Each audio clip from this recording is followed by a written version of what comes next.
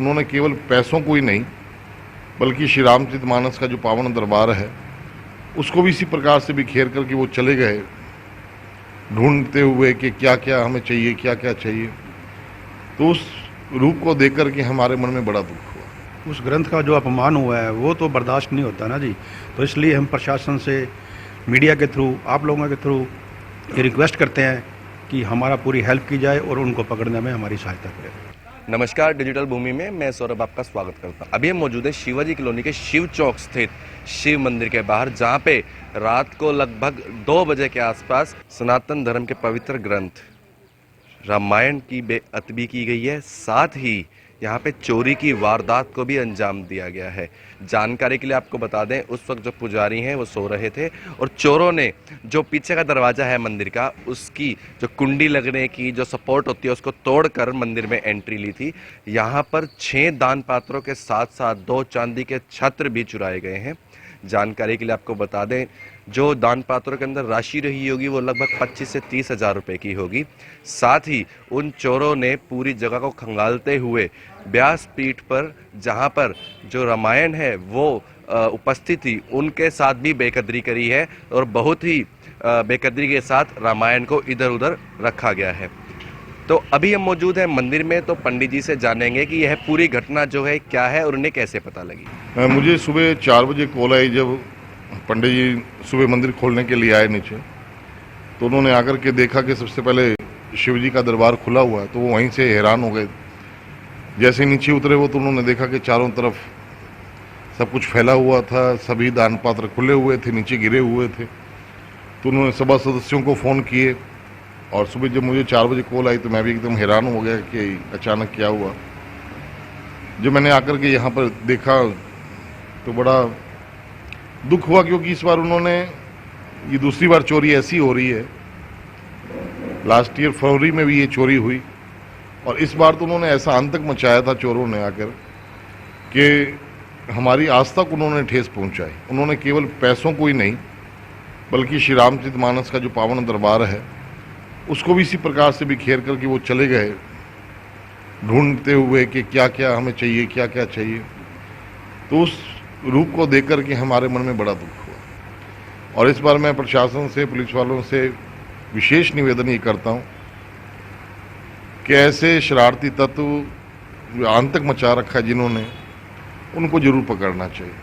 अगर थोड़ी सी भी ढिलाई दी गई, क्योंकि पिछली बार जब ये हुआ था सब कुछ, तो उस समय हमने कंप्लेंट लिखवाई थी, लेकिन पुलिस वालों ने कहा देखो जी आप कार्रवाई कितनी करना चाहते हो। हमने कहा जी आप पकड़ लो। उन्होंने कहा चल जैसे कोई सुराग मिलेगा तो हम आपको बताएंगे। बात वहीं ख़त्म हो गई, हम भी चुप हो गए। लेकिन थोड़े थोड़े दिनों के बाद अगर ये चोरी ऐसी होती रही, शिवाजी कॉलोनी में केवल मंदिर में ही नहीं, आप देखो पीछे यहाँ खट्टर परिवार, उनके घर से गाड़ी भी उठा ली गए, एक एक्टिवा भी किसी कोई उठा करके लेकर गया। तो ये बड़ा विचारणीय। तो आपको क्या लगता है कि जैसे पिछली बार तो चोरी हुई थी, वो कब हुई थी? 20 फरवरी को हुई थी चोरी, इसी या पिछले साल? Last year. ठीक है, तो उसके ढीले रवैये के चलते तो ऐसा नहीं हुआ कि दोबारा मंदिर में चोरी हुई है? क्योंकि वो सीसीटीवी कैमरे की फुटेज थी लास्ट चोरी की जो थी, तो उसमें 4 व्यक्ति थे। तो ये एक टीम बनी हुई है, कोई गैंग बना हुआ है जो पहले रैकी करते हैं और उसके बाद आकर के वारदात कर जाते हैं। तो इस बार भी जो हमने अड़ोस पड़ोस के सीसीटीवी फुटेज उसमें से चेक किए, तो 3 व्यक्ति हैं जो आए। उन्होंने आकर के पिछला दरवाज़ा खींचा, उसको तोड़ा, ताला लगा हुआ था, लेकिन पूरी कुंडी तोड़ कर के अंदर उन्होंने मंदिर में प्रवेश किया। मंदिर के अंदर 6 दान पात्र उन्होंने निकाले और उनमें से सारा जितना भी दान था, लगभग 2-1 महीने का जो दान था, जो नहीं निकाल पाए थे किसी कारणवश, तो वो सब वो लेकर के चले गए।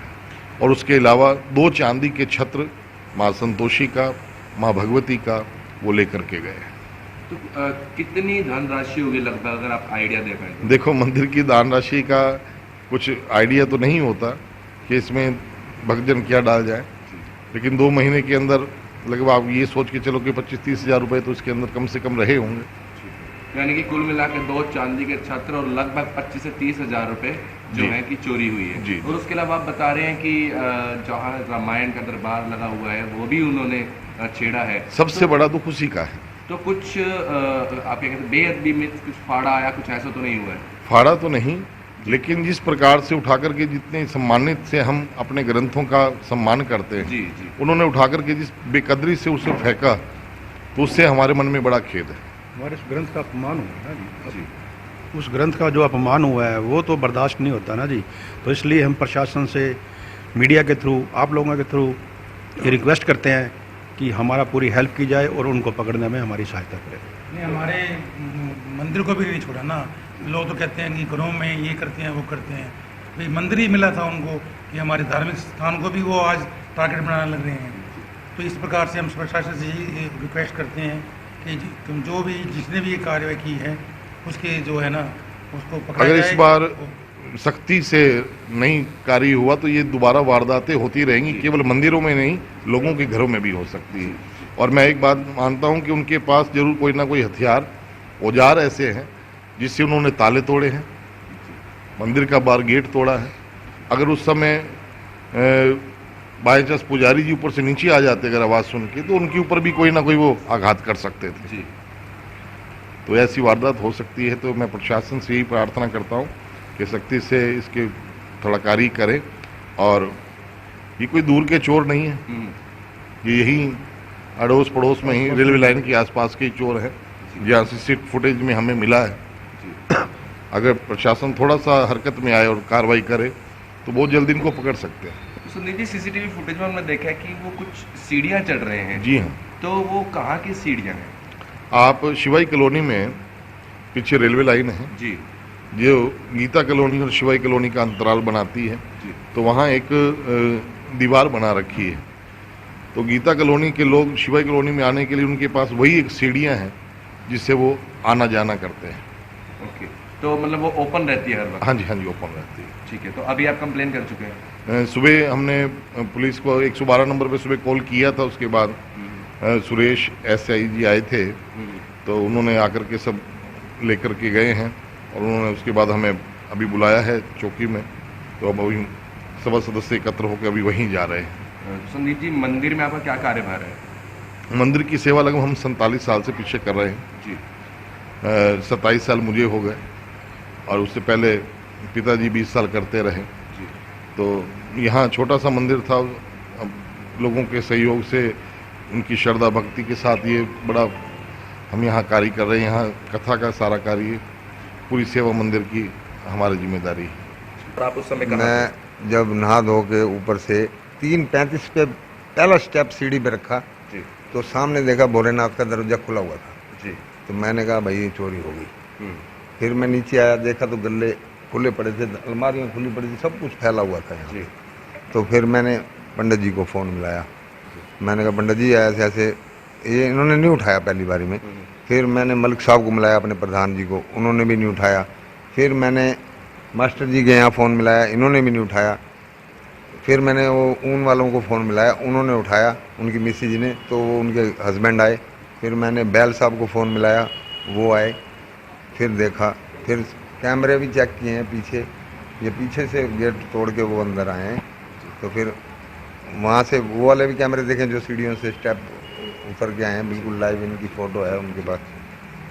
तो आपको मतलब जब ये चोरी हुई है लगभग 1:30 से 2 बजे के आसपास का टाइम है, तो आपको 2:08 पे उन्होंने अंदर एंटर किया है। ओके, तो आपको नहीं पता लगा उस सारी चीज़ का? ना ना, वो हमारा लाइव नहीं है, वो नहीं है ना इसमें वीडियो। नहीं तो अगर हमारे कैमरे में चल रहा होता ना, तो बाहर का भी कैमरा ख़राब हो रहा है, नहीं तो लाइव उधर से भी पता लग जाता वो आए थे जब। जी जी क्योंकि मैं 2 बजे के करीब उठ जाता हूँ, ठीक है। और वो कैमरे में अगर होता तो मैं कैमरे जरूर देखता हूँ। तो वो आपको सामने किसी प्रकार जो की आवाज़ नहीं आई? कोई चीज़ की आवाज़ नहीं, किसी चीज़ की आवाज़ नहीं। आवाज़ आती तो मैं जरूर आता नीचे, चाहे कुछ भी हो जाता।